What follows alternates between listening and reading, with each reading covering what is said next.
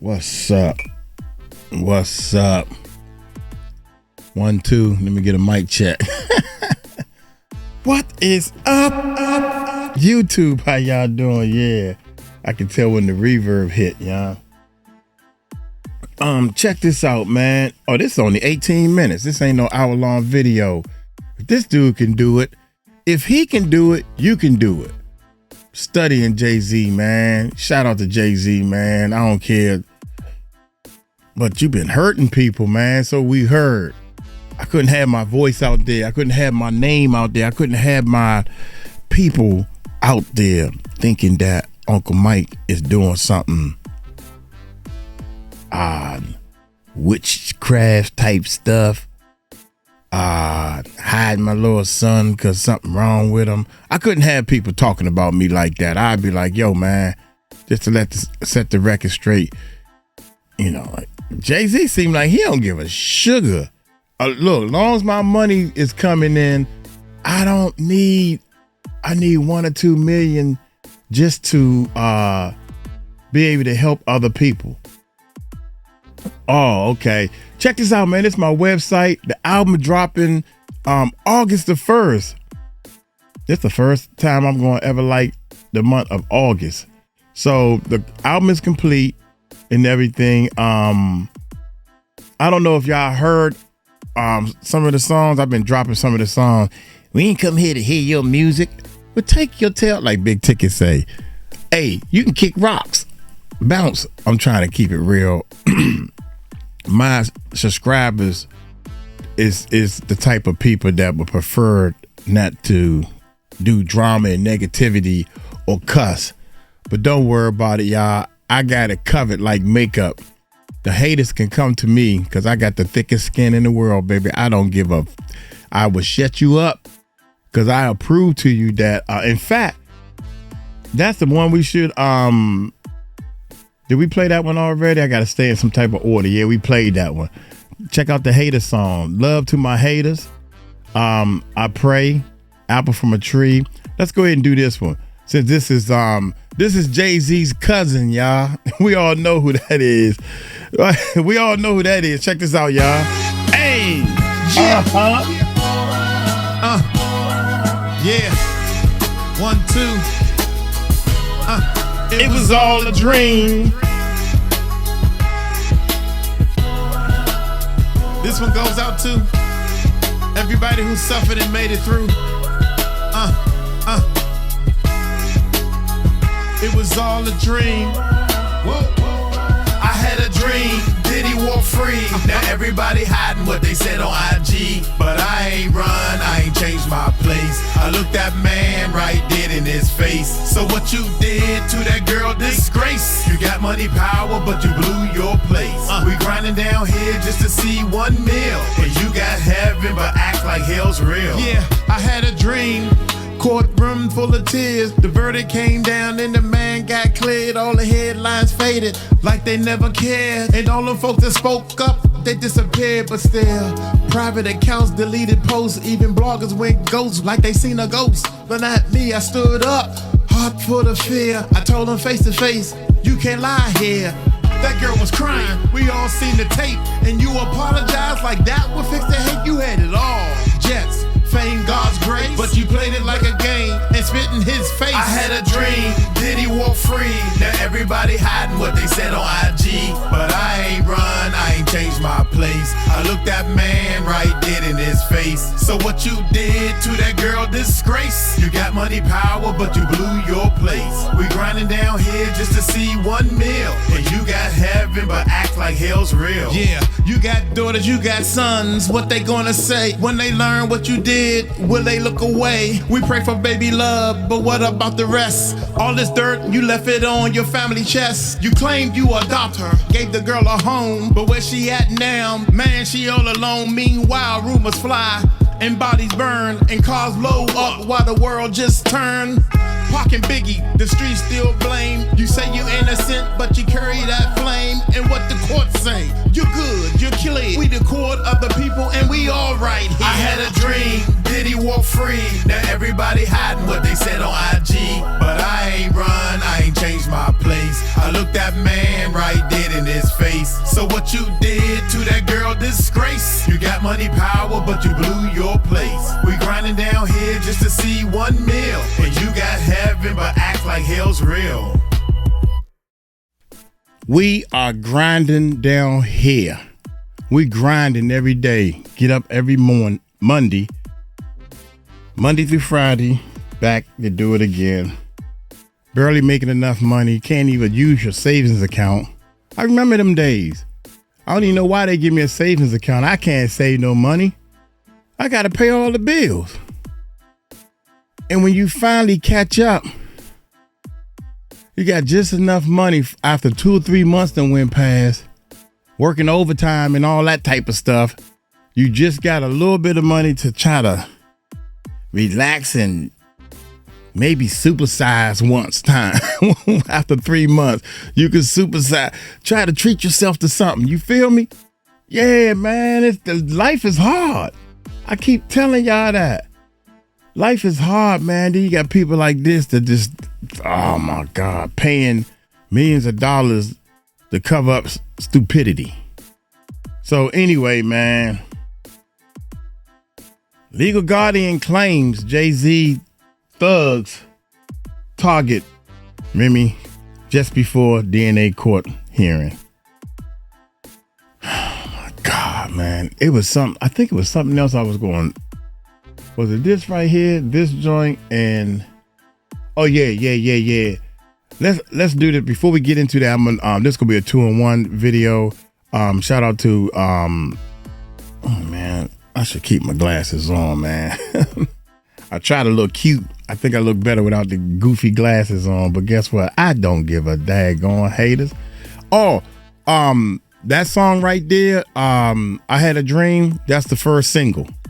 That's what we leading with. That's the first single. So that's supposed to be you lead, well, when you're a new artist, after you do your second or third album, you may want to lead with your second strongest song.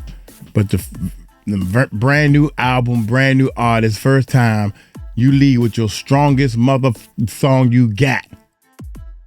And people think I don't know this game. They think I'm joking in this game. I put the whole album together just to prove to the haters that I'm shutting them up. Each song just shut them all the way up.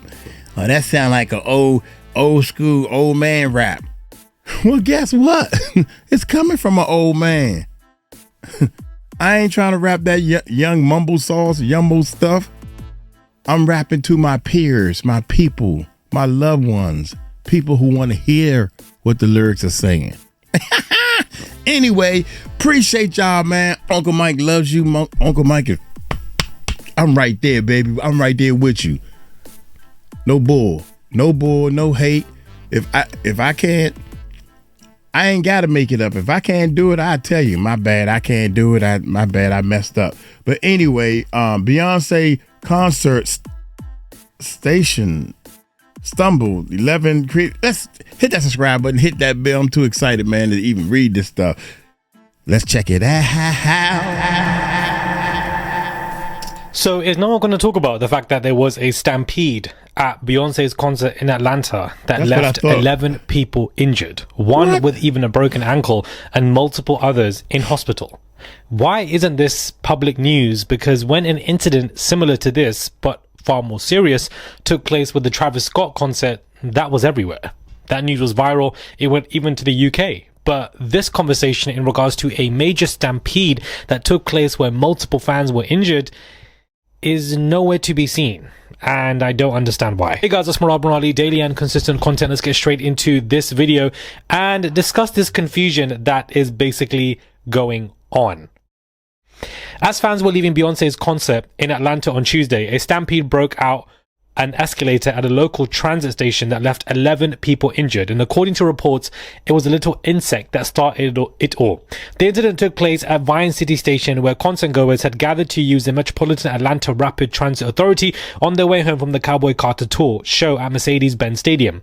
As captured in videos on social media, chaos broke out when a line of people using an escalator at the station near the concert started to rush down the steps after hearing screaming, resulting in a dangerous crowd rush. Witnesses on the scene later told police that they believed the person who screamed had been reacting to an insect. In a statement shared with Billboard, Marta Communication Director Stephanie Fisher confirmed that the incident took place just after midnight on Tuesday, with 11 people reporting serious injuries. One person suffered a broken ankle, 7 people were transported to the hospital with cuts, scrapes, and one person was even declined transport. 2 people requested medical assistance after reaching their destinations. Malta police on scene reported that a person began screaming and running, causing a stampede on the escalator that caused it to temporarily speed up and then to stop suddenly. Fisher added that the escalator has since been barricaded and is under investigation. She also noted that Malta police on screen said there was a scream, and witnesses said the person who screamed was reacting to an insect. I believe there's also a video on TikTok of a woman claiming it was a 10-year-old relative who screamed when she saw a bug. The terrifying ordeal followed the last of 4 shows of Beyonce's, marking the end of the second to last stop on her summer-long Cowboy Carter trek. People on social media have been posting their accounts of the accident, with one witness sharing footage and writing on TikTok, "After the Beyonce concert, we all flew down and piled on top of each other. I managed to break free, but I was very shaken up." Videos show people in cowboy hats and other Beyonce-coded outfits crying out in fear, while some people still on the escalator urge others to move back. Others have shared photos of the injuries, including one person with a bloody, lacerated ankle. Also in Atlanta, Beyonce's choreographer and dancer was robbed a couple days before on July the 8th. The 2 men told local police at the time that someone had broken into their car, stealing a very important hard drive with unreleased music and touring plans. The next stop, I believe, is Las Vegas for her tour. So I'm very confused by this, because let's break this down, right?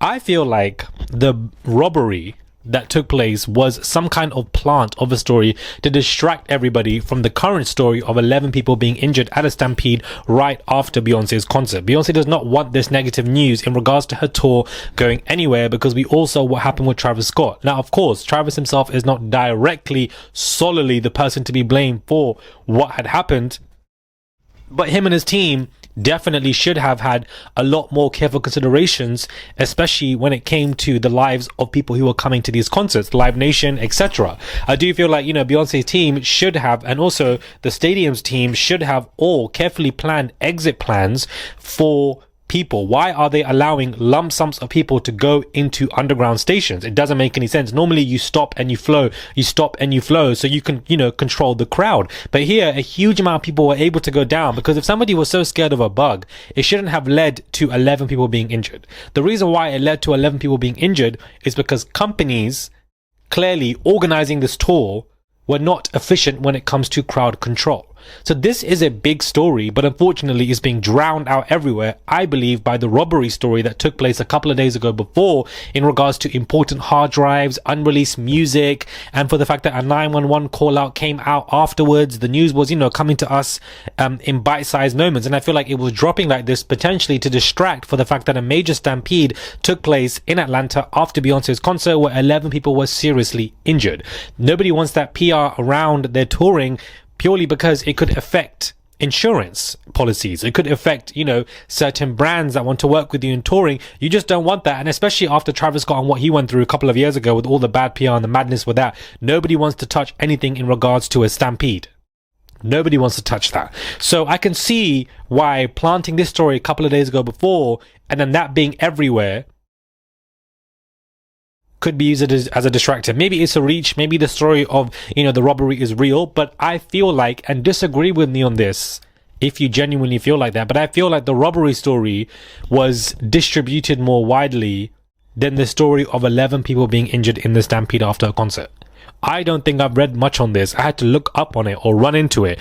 Normally it would have been everywhere, but I feel like the robbery story, that was everywhere. All the blogs, TMZ, everyone was running with that. So I just feel like, maybe I'm wrong, but I feel like that may have been done with purpose to hide other narratives or other stories, because this stampede stuff is crazy. Whilst there are TikToks and conversations on social media platforms, the main media, in my opinion, are not directly running with this as a huge story, because it obviously is. I don't know, maybe it's a reach, maybe these two things just coexisted and happened simultaneously and are directly unconnected. Maybe, that's very plausible, guys, but I just feel like something in the buttermilk is not clean with this conversation.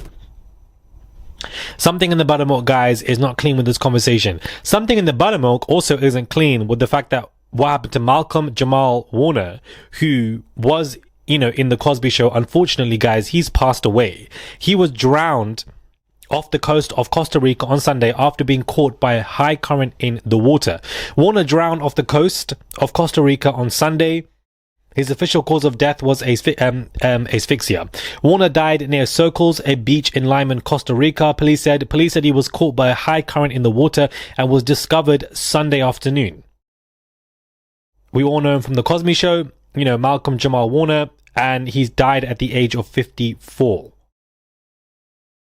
He was recently hosting a podcast, as we all know, but this story, of course, has shaken a lot of people. Damn, they said... I don't know. It just doesn't seem real to me. This story has just kind of hit out of nowhere that he has drowned in the water just due to a high current. I'm not saying that that's not genuine, because it is very believable to me. The water, the ocean, is very dangerous. This is why I do not ever swim in open water.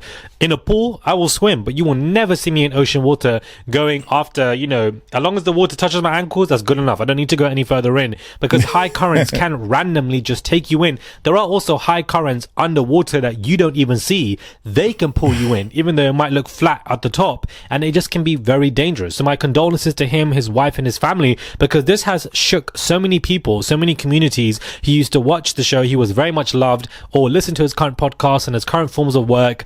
And, he unfortunately has just drowned. This is the story that has come out. It's been broken over the past couple of hours and everybody's been speaking about it. I am truly speechless. I don't even know what to say. Yeah, that happened to me before, man. I genuinely don't even know what to say. Like, what do you say in this moment of time today? It shocked so many people.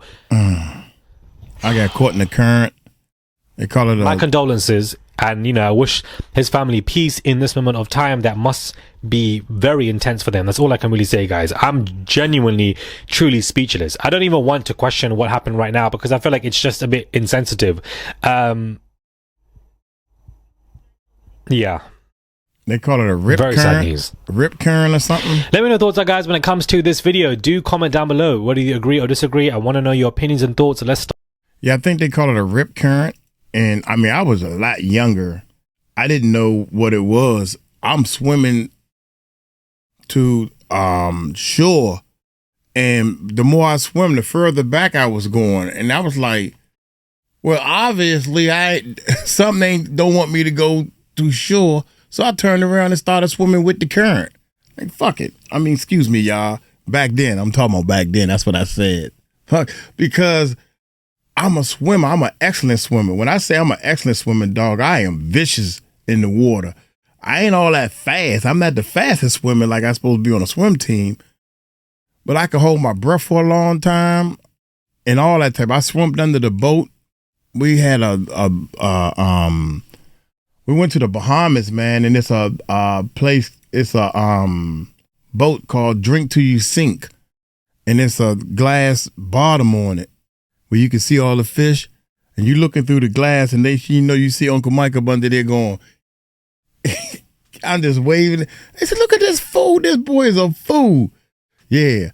But the current took me out, so I just started swimming with it. I didn't swim fast. And I just thought I know how to float. I can float and take my time. And then slowly but surely the current it's going to slow down eventually. I didn't know back then. I didn't know what it was. But a lot of people die like that, man. I feel so sorry. Man, I was so sad all day yesterday, man. I was hurt. Oh my gracious, man. I can't believe this. I still can't believe it. That was my man, young. It was like, he wasn't trying to be cool. He wasn't trying to be gangster. He never tried to act like nobody but himself. He played that character. He, of all people, man, he was just, there was no dirt on him. He kept his family out the spotlight. I want to see Malcolm and Eddie. I want to look at, I looked at a couple of series, but I never was into that right there. Oh, man. Okay, let's get back to the bad news. Oh, my God. Legal guardian claims Jay-Z thugs target Remy just before the DNA court hearing. That's crazy, man. Jay-Z is dodging his bullet as hard as he can, man. This is wild, dude. Take the daggone test. Hey, y'all hit that subscribe button, hit that bell. Let's check this bad boy out, baby. Let's check it out. Picking up steam again as a weirdo. Now you know what you got in your head, that neural link. You'll never outthink me. Ever. After they are done with Diddy, Jay-Z is up next to be exposed, right? Oh, the moment my Rymir God. Satterthwaite was rushed into the hospital, everything stopped. The cameras, the headlines, the speculation, all of it suddenly felt darker. This wasn't just a footnote in some celebrity feud. This was a 31-year-old man whose body finally seemed to buckle under the pressure of a battle that had consumed nearly half his life. And the timing? Beyond suspicious. Just as his lawsuit against Jay-Z was picking up steam again, as a legal team representing one of the most powerful men in music scrambled to extinguish a very public fire, Rymir was wheeled into a hospital bed, weakened and silent. Was it just stress? A breakdown from the decade-long war for identity and recognition? What? Or was something far more sinister playing out behind the scenes? Because, I really wanted to find out who my father was, and for the case not to go how I was planning it, I really thought it was going to go different than... For those of us who've been following this saga, Rymir's fight hasn't been about clout or money. It's been about a name, one name, and the man who refuses to give it to him. From the start, Rymir insisted that his mother, Wanda, had a brief relationship with Sean Carter back in 1992 when she was only 16. The math adds up, the documents back it up, and every step of the way, he's been met not with empathy, not with answers, but with sealed records, legal tricks, and what his legal team has repeatedly called fraudulent interference. And now he's in the hospital, at the most pivotal moment of his life, as he once again tried to force Jay-Z into a DNA test. Rymir's body gave out. Or was it forced to? Because here's where things get murky, and fast. According to a source close to Dr. Lily Coley, the woman who stood as Rymir's legal guardian since his mother passed away, strange things started happening right after they refiled the lawsuit in New Jersey. Men following them, unmarked vehicles loitering outside their house, late-night phone calls. The kind of intimidation you read about in political thrillers, not in family court documents. Coley described a shadow descending over their lives, claiming she and Rymir both feared for their safety. One insider even alleged that a former associate of Roc Nation let it slip that the mogul was willing to do whatever it takes to make this nuisance go away. And then, out of nowhere, boom, Rymir collapses, he's hospitalized, and for the first time in over a decade, the courtroom goes quiet. Now look, it's easy to dismiss that as paranoia. A few shadowy figures and some anonymous threats don't exactly prove anything. But the rumor mill isn't known for silence, and what it's been screaming lately is this. Jay-Z allegedly sent men to confront Rymir, to pressure him, to push him into dropping the suit once and for all.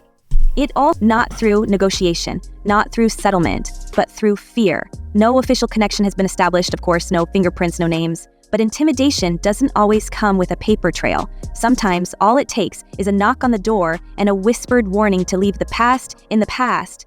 This morning, rap mogul Jay-Z is denying allegations he assaulted a 13-year-old girl alongside rapper Sean Diddy Combs. That civil lawsuit filed against Combs in October was amended Sunday to include Jay-Z. The accuser, identified only as Jane Doe, says she was assaulted by both men. But why? Why risk a scandal of this magnitude if there's truly nothing to hide? That's the real question, isn't it? Why not just take the test, end the speculation, prove your innocence with a simple cheek swab and walk away the victor? Instead, Jay-Z's legal team has spent years, literal years, arguing jurisdiction, playing legal hot potato between Pennsylvania and New Jersey. At one point, his lawyer outright lied about Jay-Z owning property in New Jersey, only to later admit she misspoke. According to New Jersey law, knowingly providing false information in court filings is, well, not exactly a minor slip.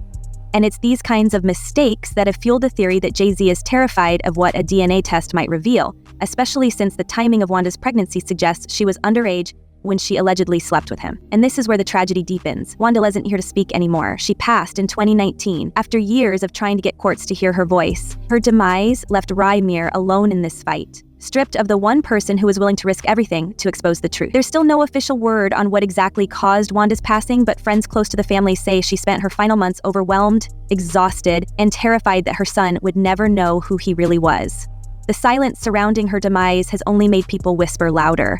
Was it natural? Was it pressure? Or was it part of a long game, the kind of strategy a billionaire could afford to play when the stakes were legacy? apartment building, and you know, they did what they did in there. You know, talked a little bit, had a good time, party, and I guess had sex. You know, I can't fully talk as my mom because I'm not my mom. I'm just telling you guys what she told me. It was this, and I honestly just believe it. You know, it's just no doubt in my mind. Even now, 5 years later, there are whispers that Wanda had started writing a memoir. Something raw, something she planned to publish herself. That manuscript, if it existed, has never surfaced. No one knows where it went or if it was even finished. What we do know is this: after she passed away, the fire didn't go out, it transferred. Rymir became the flame, and now as he lies in a hospital bed, possibly recovering from something more than just physical fatigue, the flame flickers again. Jay-Z hasn't responded publicly to the latest hospitalization. No statement, no comment, just silence. And the same silence he's kept when pressed about the alleged threats. For a man who's built an empire on words, the refusal to say a single one to the man who claims to be his son speaks volumes. It's not just legal indifference anymore, it's personal. According to court filings, Jay-Z has never once written to Rymir, never acknowledged his existence, never so much as offered a denial directly. Not even when his own attorney was caught making false statements to block a court-ordered DNA test. If the allegations are false, wouldn't the natural thing be to set the record straight? But that hasn't happened. Instead, we're looking at a situation where power meets silence, and silence, in this case, has weight. Has done things and allegedly participated in a lot of things that the public would not be happy to know. And behind that silence is a legacy. Jay-Z isn't just a rapper anymore. He's a brand, a billionaire, a husband to Beyonce, a father, an empire. And if even a fraction of these claims were proven true, that he knowingly fathered a child with a 16-year-old, then used his power to bury the evidence, the damage would be catastrophic. Not just to his reputation, but to the machine he's built around it. His role in the Diddy allegations is already threatening to crack that image. Add a paternity scandal with potential criminal implications, and suddenly it's not just legacy on the line, it's survival. And let's not forget the backstory here. Rymir's mother, Wanda, wasn't some groupie making wild accusations. She swore under oath that she and Carter were involved. She identified him as the father long before the fame reached its current heights. And when the courts tried to bury her case under technicalities, jurisdictional games, age loopholes, she didn't back down. She passed that fight on to Dracoli, who continued pressing for answers even after losing Wanda. Together, they've fought every appeal, every sealed record, every shady motion designed to keep the truth just out of reach. And now, with Rymir hospitalized and his mother's voice silenced forever, one question remains: who will stand up to Jay-Z? I got older and my mom just continued to say the same thing, and she never changed the name. Like, you know, she always was staying with the same name. I'm like, well, Mom, why? Like, as I got 16, 17, I'm like, Mom, you've been saying this since I was a kid. So it's like, now my mom never lied. And yet, as we stare into the uncertainty of Rymir's condition, a chilling sense of deja vu creeps in. Wait a minute, y'all. This interview right here, I was on the live when they was doing this. This is Sean Otwood. This is one of the channels that we connected with. And I remember watching this whole, I think it's about an hour and a half video, very long interview. And from the moment he opened his mouth to the end, I can clearly tell that this brother is a sincere. Y'all know, y'all heard him talk in any interview. This man ain't saying nothing but what's on his heart. He speaks from the heart. You can tell when somebody speaks from the heart, or unless you used to hearing all that drama and bull and you're a part of the bull, then you don't know what speaking from the heart sounds like.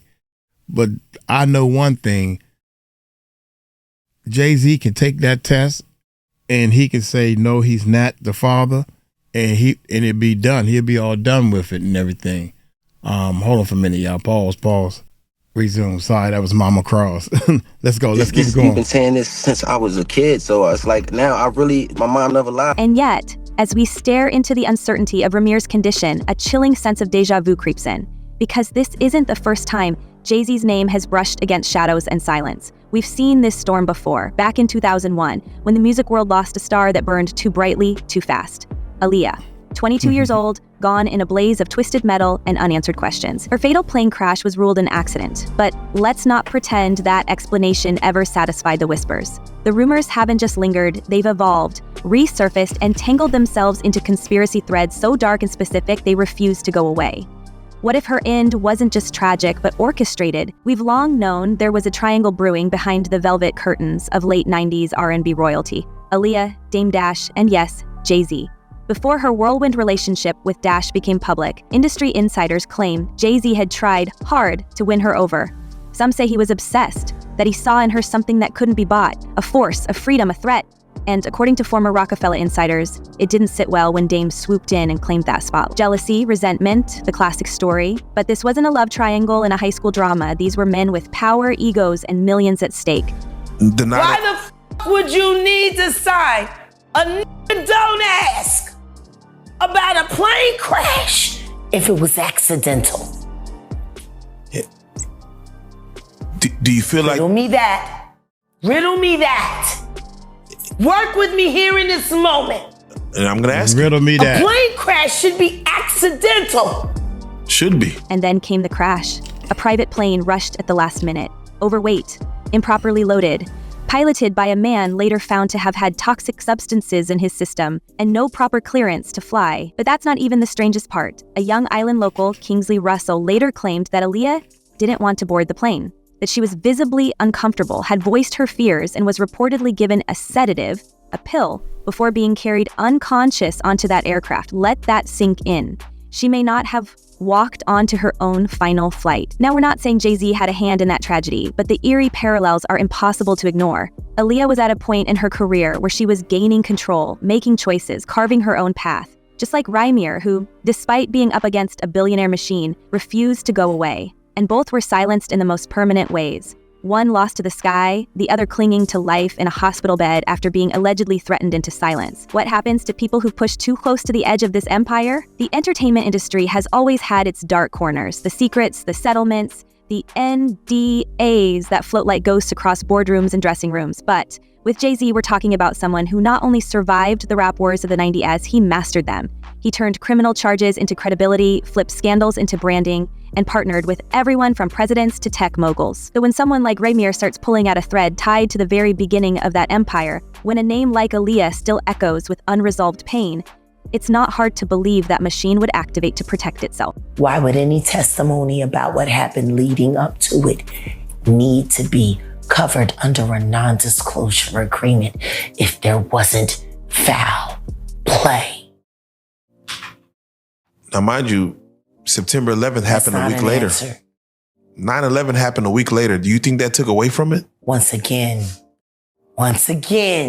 Let's talk about Beyonce for a moment, because if you think she's just a bystander in all of this, you're not paying attention. According to legal sources close to the case, there have been private mediation attempts behind the scenes, not just from Carter's camp, but from the broader Carter Knowles team, attempts to squash, delay, or discredit the claims before they hit public courts. Beyonce has publicly built her image on motherhood, empowerment, and justice. But behind closed doors, has she been pulling strings to protect her husband's legacy? Insiders suggest she's been far more involved in legal strategy than the public knows, attending select briefings, signing off on communications, and allegedly suggesting aggressive media pushback when Rymir's lawsuit gained traction. There are people who did short sales on their stocks right after that, made a lot of money, including Sean Carter. Now I'm going to ask you, why would non-disclosure agreements need to be signed for an accident? And here's where it gets murkier. Just days before Rymir refiled his latest case, Carter was named in a separate civil suit, one that also included his longtime friend and fellow mogul, Sean Diddy Combs. The allegations? Unspeakable acts at a 2000 afterparty. The same year Aaliyah passed away, the same circle of power. Coincidence? Maybe. But the timing is enough to raise eyebrows and questions. Because if the walls start closing in from multiple directions, it becomes more urgent than ever to discredit or silence the one person who could tear the whole narrative apart. We can't forget that Jay-Z's legal team has fought tooth and nail to keep records sealed, avoid testimony, and most notably, dodge any requirement for a DNA test. Despite public records showing his ties to multiple New Jersey properties, his lawyers argued he didn't live in the state. Despite Pennsylvania courts closing the case due to age cutoffs, they insisted the matter couldn't be refiled in New Jersey. It's been a legal ping-pong match spanning over a decade, and every time Rymir got closer, another procedural wall went up. But who builds those walls? And why are they afraid of a simple truth? So at what age then did you start to question You know who your parents could be? Well, I wouldn't say I started to question it, but I said around like 7, maybe 6, and I think it started at 6. And my mom was just telling me that my father wasn't my father. But as a kid, I really didn't look too much into it because there are two kinds of power in this world, the kind you earn and the kind you protect. Jay-Z has spent years doing both, but protecting power often means controlling the narrative and those who challenge it. With Wanda gone, Dracoli aging, and Rymir possibly incapacitated, the opposition is weakening. Another thing, man, I just noticed, he's kind of laid back and chilled, just like a Jay-Z. I mean, I'm not saying when Jay-Z, if y'all studied Jay-Z when he was first popping and coming up, he was always like, he was never one of them, yeah, man, oh yeah, we on the mic, man, shout out to my boys, man, what's up? He wasn't none of that. He wasn't none of that type of stuff. He was always like, yeah, for real, a laid back dude. And Rymir is just like that, man. He kind of, every time he talks, it's kind of laid back. Even in his music, when he doing his videos, he got a laid back type of style that's in his spirit. He got that from his daddy. You get it? As a kid, I really didn't look too much into it because there are two kinds of power in this world, the kind you earn and the kind you protect. Jay-Z has spent years doing both, but protecting power often means controlling the narrative and those who challenge it. With Wanda gone, Dracoli aging, and Rymir possibly incapacitated, the opposition is weakening. And that's exactly when the empire strikes hardest. If Rymir doesn't survive this, or if he survives and walks away, the paternity claim vanishes, the lawsuit ends with him, and the narrative returns to normal. I was a kid and I honestly didn't know what she was talking about, but I did hear. Look, y'all. While they doing the interview, somebody, Sandy Pandy, is chatting in the chat room. This a live. Look what she put. He looks like Jay. Everybody in the world saying the same thing. The paternity claim vanishes. Here we go, the lawsuit ends with him, and the narrative returns to normal. I was a kid and I honestly didn't know what she was talking about, but I did hear her. As I got older, 7, 8, 9, 10, she continued with the same story. My mom wasn't crazy. She gave us everything. She would give if she said give your life up for your kids right now, it wouldn't take a second for her to give her life up. She was just a lovely person, like everyone who knew my mom. For over a decade, the core of Rymir's legal crusade hasn't just been about paternity. It's been about peeling back the layers of a justice system that seems to bend when billionaires enter the room. The case files are riddled with irregularities, sealed documents without clear cause, motions dismissed on flimsy technicalities, and contradictory property records that, when challenged, were simply brushed aside. One of the most damning moments came when Jay-Z's attorney openly admitted to misspeaking in court about the mogul's residency, a statement that effectively blocked the case from proceeding in New Jersey. Under state law, knowingly providing false information during court proceedings qualifies as fraud, yet no sanctions were issued, no consequences. The moment passed, and the case quietly stalled again. Behind those sealed records lies what Rymir's team has described as a systemic effort to erase his claim before it can ever be heard in full. Judges have recused themselves mid-proceeding without explanation. Orders have been handed down that reference non-existent gag clauses, and in a move that raised even more red flags, key court filings were marked confidential, not to protect minors or sensitive medical data, but seemingly to obscure procedural failures that favored Jay-Z's side. Legal analysts reviewing the timeline have pointed out multiple instances where court due dates were inexplicably extended, where sanctions were imposed on Rymir's team without justification, and where critical evidence vanished into sealed court archives.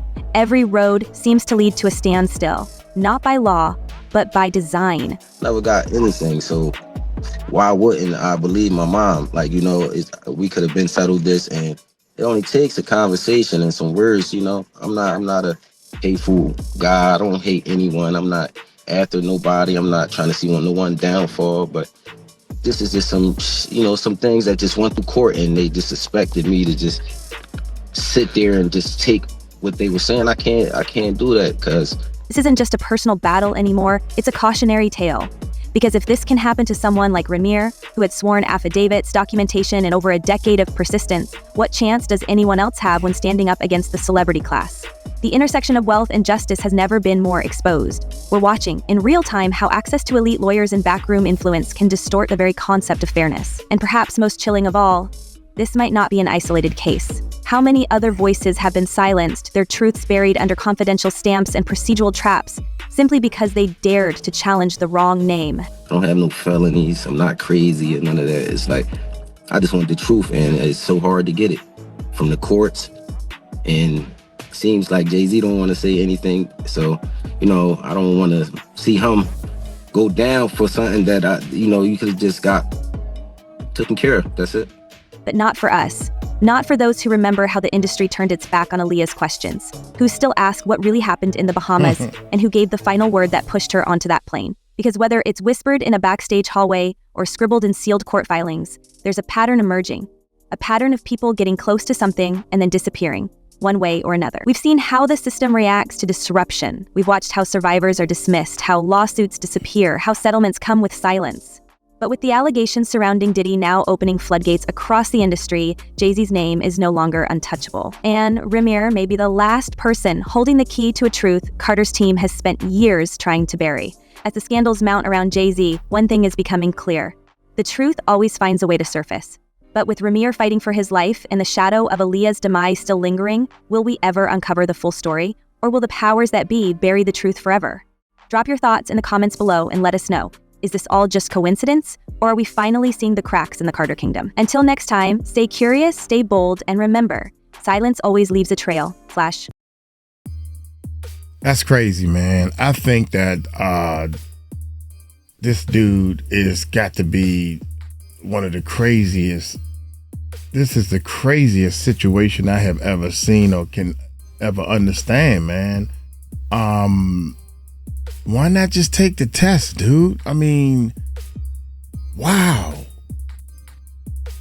I think I'm trying to figure out, maybe we are the ones looking at it wrong. I mean, I don't understand the point. I wish we could. Somebody can explain to us why you're not taking this test, man. I mean, it ain't that big of a deal. If you are the dad, handle your business like a father should. Or you that, damn. How can you support something like this? Now I'm flipping and trying to understand from a fan's perspective. If I was a fan, I couldn't be a fan of a man that is not handling his responsibility. Maybe you don't supposed to look at all that, maybe. But I can't help but to look at that. I can't help but to look at that.